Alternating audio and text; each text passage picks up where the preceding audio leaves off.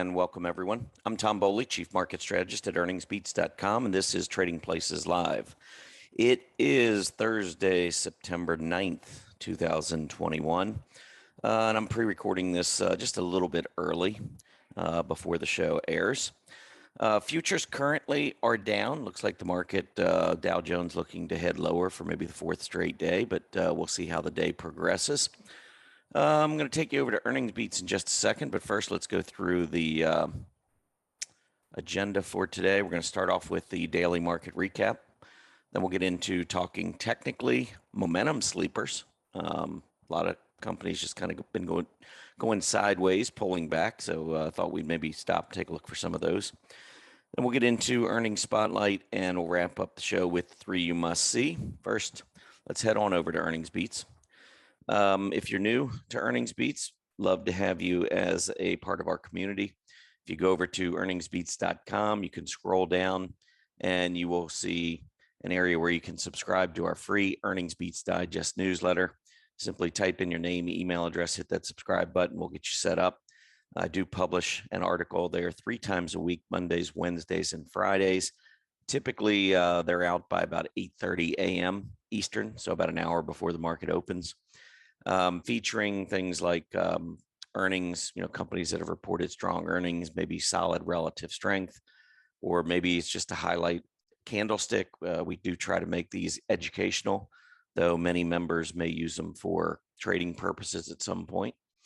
That's completely up to you, but we'd love to have you. So head over to earningsbeats.com and scroll down, make sure you sign up for that free newsletter. Moving on to the daily market recap. For Wednesday, you can see the Dow Jones Industrial Average moving lower for the 3rd straight day, down 69 points, testing the 50-day moving average. We actually closed almost right on the 50-day moving average. The Dow finished at 35,031, and you can see the 50-day there at 35,023, so very close. S&P 500 down about 6 points, 45.14, also 3-day losing streak. NASDAQ not quite as bad in terms of a losing streak, but we did fall on Wednesday, dropping 87 points. So on a relative basis, the NASDAQ not a very good performer Wednesday.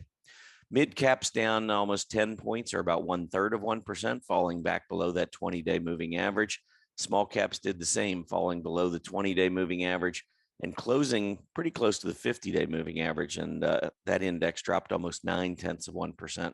So of our major indices, small caps underperformed. As far as sectors go, utilities leading the way, up about 1.8%. Consumer staples up 0.9%, and real estate up about 0.6 of 1%. So those were your 3 winners, all 3 defensive groups. So we could see where the money was rotating on Wednesday for sure. To the downside, energy and materials both trying to roll over here. Energy below the 50-day, now below the 20. And notice that configuration with the 20-day below the 50-day. That's telling us that definitely we've got a little bit more bearish momentum in energy. If you look at any of the other sectors highlighted here, you'll see the 20-day is above the 50-day moving average, including materials, which had a rough day on Wednesday, falling back close to the 50-day moving average, but they too have the 20-day above the 50-day. So the configuration definitely set up a little bit different. The other thing that I think is a little different when I look at these 5 sectors, and it really stands out for energy, is look at the PPO. So you got the PPO in positive territory on materials, positive territory on real estate staples and utilities, in negative territory, and it's been that way now for 2 months. PPO has been in negative territory for the last 2 months on the energy group. So energy still struggling. We did get that positive divergence. I don't know, a few weeks ago, I kept talking about, hey, if we went back down to about that 46 level, we'd print a positive divergence. We got that. We got a reversal, went back up, seen the PPO get close to the center line. I don't know. It's starting to look like it wants to roll over here. We'll have to see. I know crude oil is up fractionally this morning, so we'll see whether or not that helps to get energy back on track. But really, to get energy going, I'd like to see it close back up above about 50-50. That would take out these highs as well as that 50-day moving average. And then perhaps we could get that golden cross where we get the 20-day crossing back up over the 50. All right, 10-year Treasury yield finished yesterday at 1.33%. Still, I mean, it looks like it's trying to begin another uptrend. You can see the PPO working its way back into positive territory. Those are positives. Haven't seen a move back through that key resistance though yet. Still close to that 140 level. I might even go up to about 142. That's an area I'd like to see the 10-year Treasury yield get through. The 20 is trying to cross back up. Actually, it has crossed slightly above the 50. So we have seen a little bit of a golden cross, but not really definitive, not, I wouldn't say too confirming at this point. So PPO looking better. We're starting to look like we're trending a little higher, but really need to see that break at a minimum above 1.40%. Later this morning, we'll have initial jobless claims out. Last week, 340,000. This week, we're looking for it to pop up just a little bit to 344,000. So that is the only economic report out of substance this morning. So we'll see whether or not that has an impact on the bond market. Moving on to talking technically, I want to start off first with just a 60-minute chart here on the spider, and then maybe look at the QQQ. This is a 6-month, 60-minute chart. And I just wanted, first of all, to kind of get a flavor for what might happen in the second half of September if we, in fact, do see weakness. September, we've talked about it plenty of times. September is the worst calendar month of the year going back to 1950 on the S&P 500. It's the only month of the calendar year where we have seen the month close down more often than it closes higher. And so, you know, the history of the S&P 500 tells us we need to be careful. Now, if you really dig into September, what you'll find is that the first half of September tends to be the better half. And it's really once you get past the 15th, 16th of the month, that's when things tend to kick in more to the downside. And I did an analysis for our earnings beats members. I think I put it in our daily market report a few days ago, but I compared the first half of September with the second half of September, and the numbers are positive. And this was this is since the market bottomed back in 2009. So I'm looking at only the good years. You know, we've had a dozen or so really good years since March of 2009. And in those 12 years, the market does pretty well in the first half. Actually, good, you know, does very well in the first half of September historically during this secular bull market. But the second half of the month has still been weak, even during this strong period. So we do have a period that we have to at least recognize, you know, that we could fall. So when I looked at this chart, what I like to do is try to find a channel.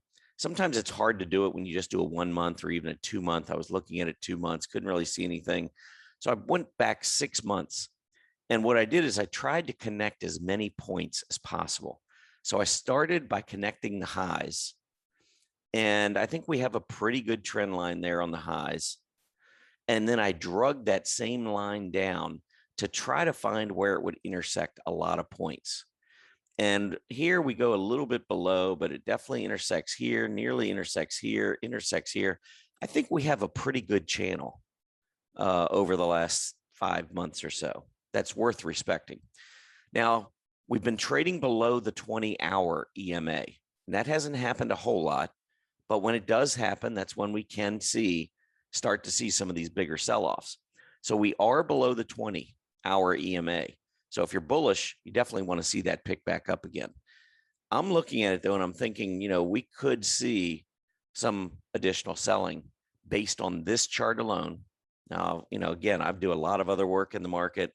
I'm not concerned about any kind of a major sell-off or cyclical bear market, which would be a 20% drop. I'm not looking for anything like that.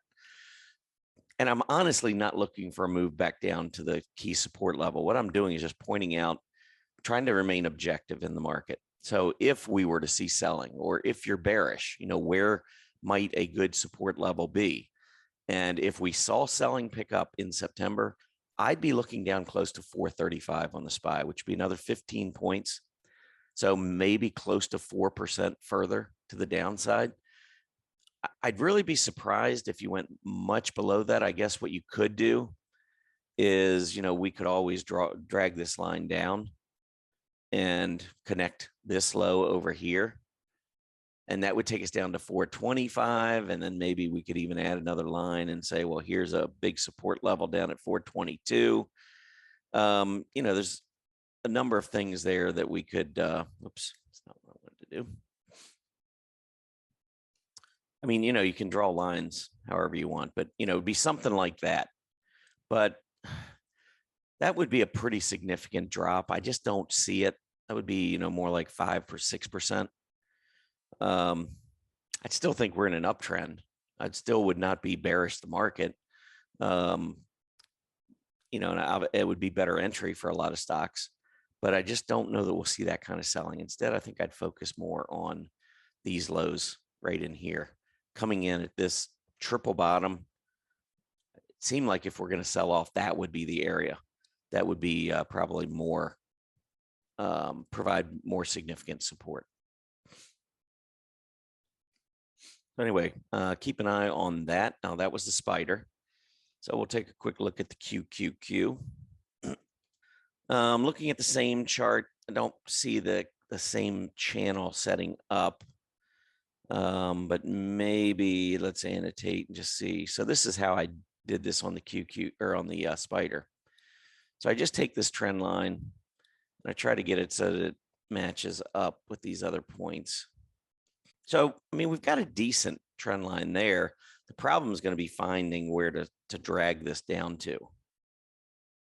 I mean, my gut would be really just these points right here, which would take us down maybe, 14 points or so, maybe 4% on the Q. So maybe use these last couple of months as a kind of a channel, if you will. Although obviously you can see this channel doesn't really line up. The other thing would be to drag it all the way down here, which really only lines up with 1 point. I don't know. I kind of like this, that right there.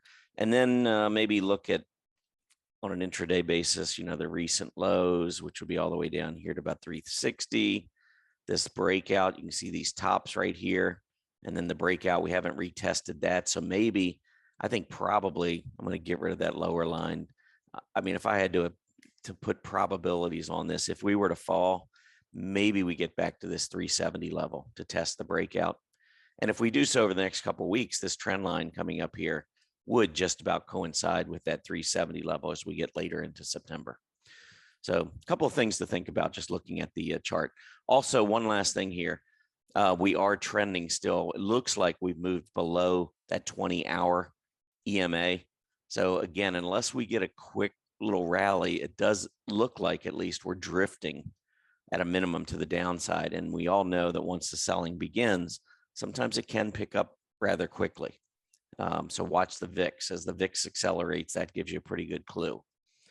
So actually, let's take a look at that VIX. Pull that up on this 1-hour chart as well. So you can see the VIX, which had bumped up earlier in the month, has pulled back of late, moving back down below 18, closing at 1796. The big thing is that normally what happens is when you get a sell-off, you get a quick spike in the VIX, and then the VIX just slowly sells back off again as the market rebounds to the upside. So we already had this little bit of a spike. Let me pull up one other chart that I like to follow sometimes. And that is if I just pull up the VIX on a daily chart. And then I'm going to go down and under correlation, I'm going to put the S&P 500 in.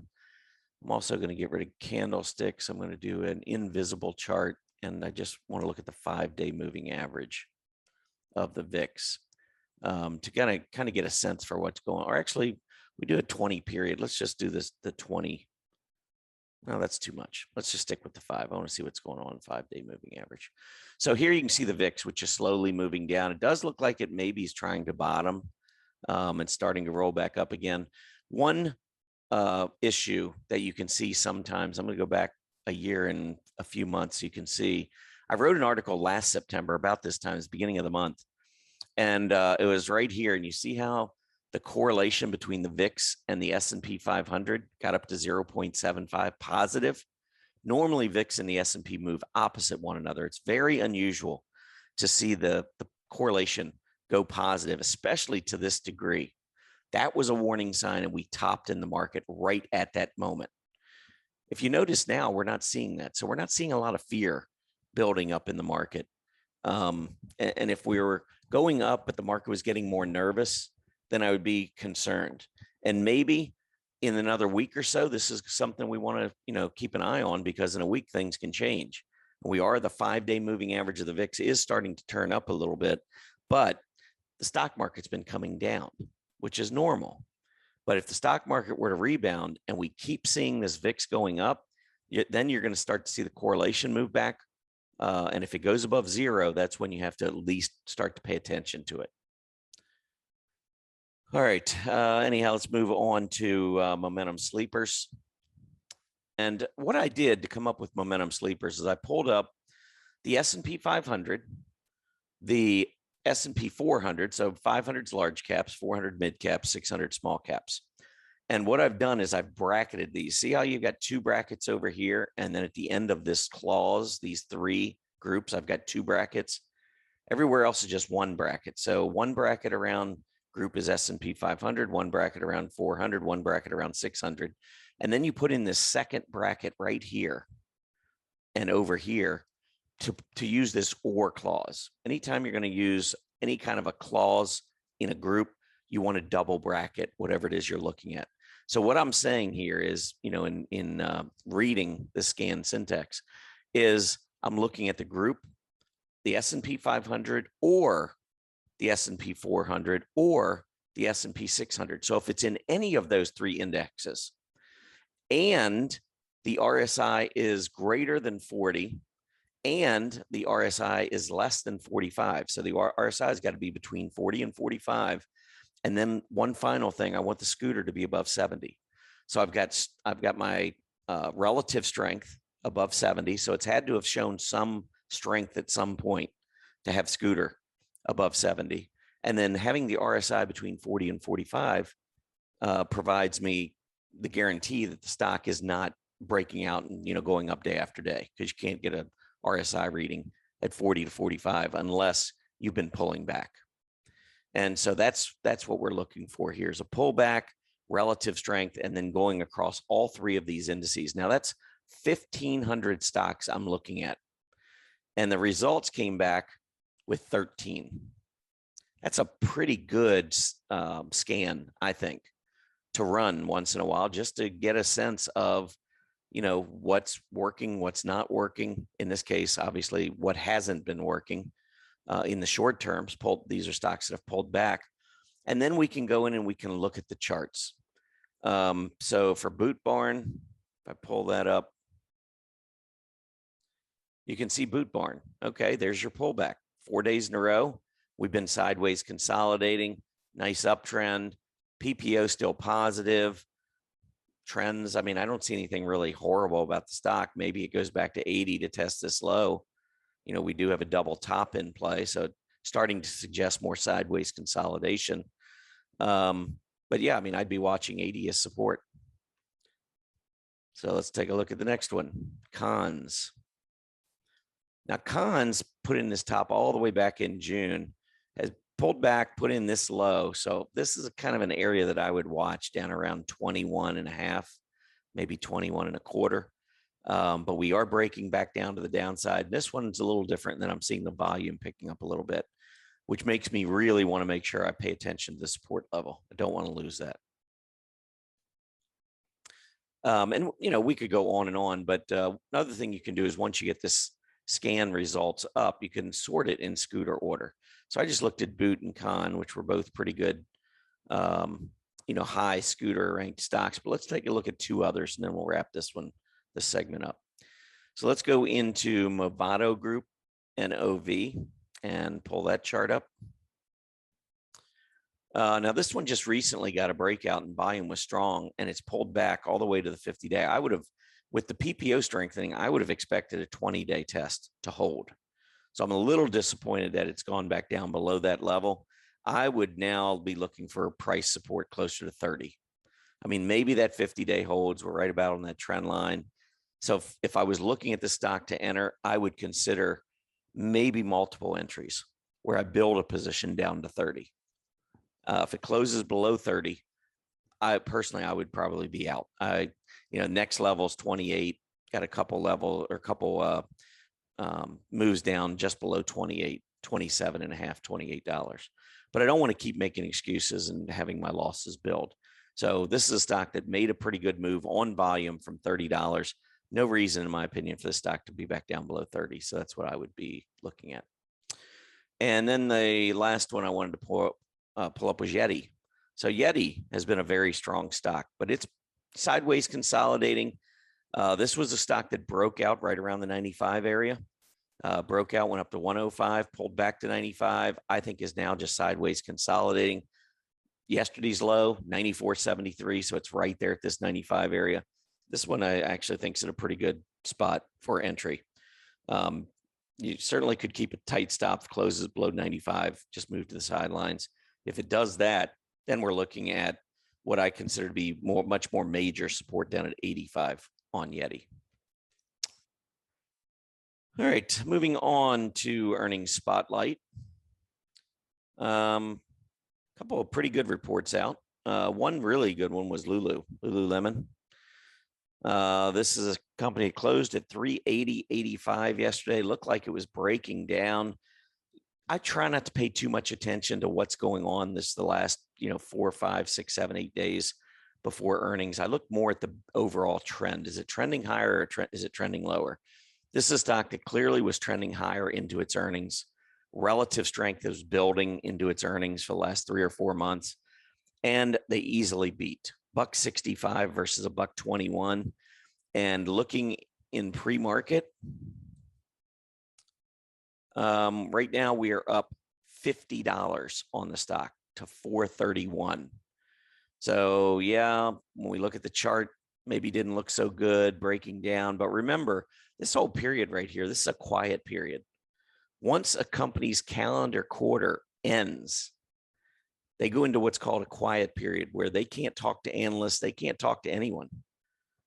They can't go out to the local pub and talk to, friends, or they're not supposed to talk to anyone during what's called the quiet period. And that is the end of the quarter until they report their earnings. So this whole period right in here, it's not like anybody was getting information. They certainly shouldn't have been. This is when the information was coming out, and you can see the market liked what it was seeing. So this actually was an opportunity if you like to take a chance and hold into earnings. But Lululemon opening up at 430, going to break out on an opening basis. Now, everybody is jumping in on the open at 430. So you got market makers on the other side. I don't know where it goes from 430. I suspect longer term, it's going higher. But short term, I mean, it could open at 430 and be back down at 380 or 400 and then come back up later in the day. I mean, just expect anything after the opening bell. Another one, CPRT, Copart. Another one that I think looked pretty good heading into the quiet period, consolidating. They did beat $1.03 versus 89 cents. No idea what they're trading at, but we're going to find out together right now. CPRT, up 13 cents, not really doing much. So I would expect, I mean, now that it's beaten on the bottom line, I did not look to see top line or guidance, but AD line looks strong. This looks to me like a stock that's being accumulated. It is in the transportation services group, which has been very strong. And you can see it was rising heading into its quiet period. It's pulled back during the quiet period, not far from a 52-week low. So I would have maybe been, maybe cautiously bullish heading into this report because it is in a good area of the market.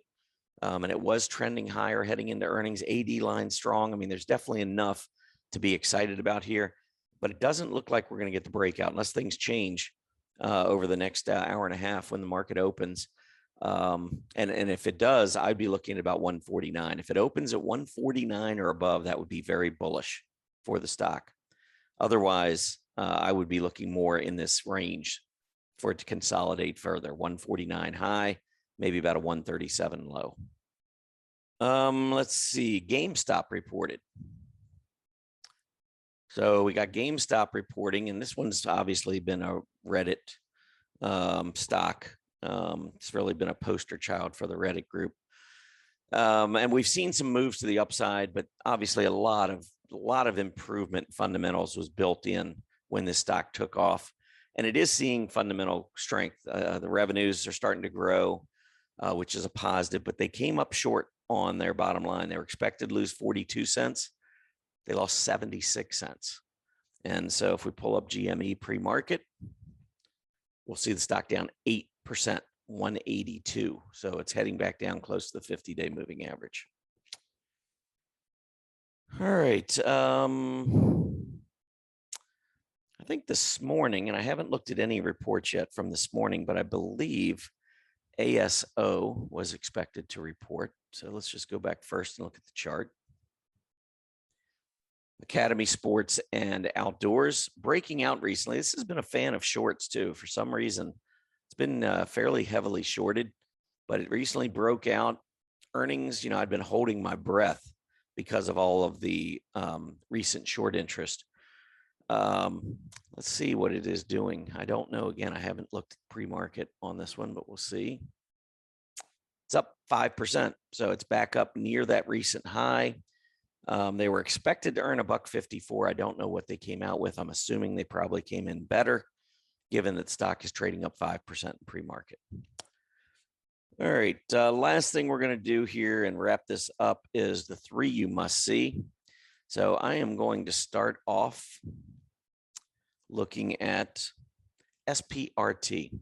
Now, we recently had a massive short squeeze. And you can see that volume just soaring as we broke out. This is one of the heaviest shorted stocks in the market. And you can see it ran from $7 up to $60. And this stock was featured in our short report that we put out, a monthly short report, talking about this was a stock that if it broke above 10 could really go. Well, it not only broke above 10, but you can see it went crazy to the upside. So we do constantly monitor short stocks. I mean, everybody got all excited about GME, GameStop in January. I'll come back to this one in just a second. GameStop, remember in January? I wrote about this in our free newsletter in September, 3 months before this happened. Talked about the most heavily shorted stock I've ever seen. And I called it the mother of all short squeezes that could happen. And that was before the stock ran from $7 to $500. It is important to recognize what's going on with these short squeeze stocks. Anyhow, we went down to 20. We're trying to hold on to gap support. We'll see if support.com can continue its bounce. SMRT came out with its earnings, gapped up. No, that's not it. I got the wrong one. I wanted SMAR, Smart Sheet. Here, gap down with its earnings. Okay, that's better. So we had this double top up here. Stock reported good results, gap down, finished near the low of the day on big volume. I'll have to see if 67.5 holds. I would look for a rebound at some point. The last stock open door technologies. I loved this big gap up here. It went back, filled the gap, and then started moving.